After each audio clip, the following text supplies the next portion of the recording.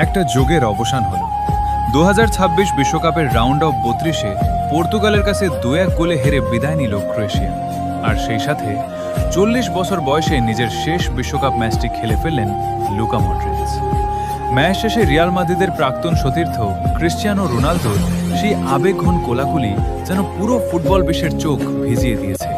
কিন্তু এই গল্পটা শুধু এক হারের নয়, এই গল্পটা এক অদম্য লড়াইয়ের।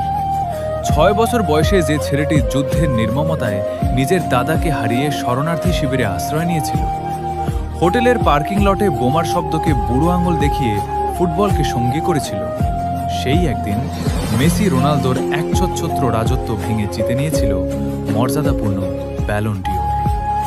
বয়স যখন 40, সাধারণ মানুষ যখন ক্লান্ত হয়ে পড়ে, তখনও এই খুদে জাদুকর মাঠের বুক চিরে নিখুঁত ভিশন আর পাসিংয়ের জাদুতে ফুটবলকে শাসন করে গেছে। টানা 5টি বিশ্বকাপ খেলে তিনি প্রমাণ করেছেন যে পরিস্থিতি যত কঠিনই হোক, জেদ আর কঠোর পরিশ্রম থাকলে বিশ্বজয় করা সম্ভব। বিদায়টা হয়তো ট্রফি দিয়ে হয়নি, কিন্তু Luka Modric crore crore football ভক্তের হৃদয়ে যে সিংহাসন পেতেছেন তা চিরকাল অমর থাকবে। ট্রফি হয়তো অনেকেই জেতে, কিন্তু মডরিচের মতো বুক জিতিয়ে লড়াই করে হৃদয় কজন জিততে পারে? স্যালুট, কিংবদন্তি লুকা মডরিচ।